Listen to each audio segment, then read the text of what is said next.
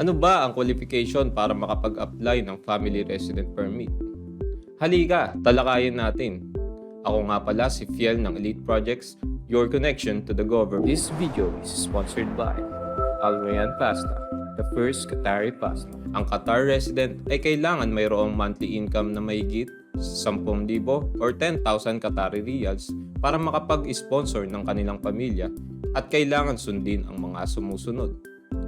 Una, i-fill out ang family entry form sa Arabic. Pangalawa, magbigay ng bank statement ng huling 6 na buwan na galing sa iyong salary account.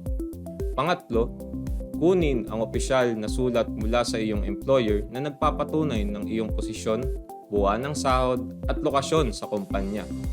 Pang-apat, isumite ang mga photocopy ng pasaporte ng lahat ng miyembro ng pamilya. Pang-lima, magbigay ng certified copy ng iyong marriage certificate mula sa embassy. Panghuli, isama ang kopya ng iyong resibo ng kuryente bilang patunay ng tirahan. May tanong ka pa ba? Ilagay mo na yan sa comment section at i-share mo na rin ang video na to para alam din to ng mga friends mo. And please follow all our social media channels para updated ka sa mga future videos namin. Paalam!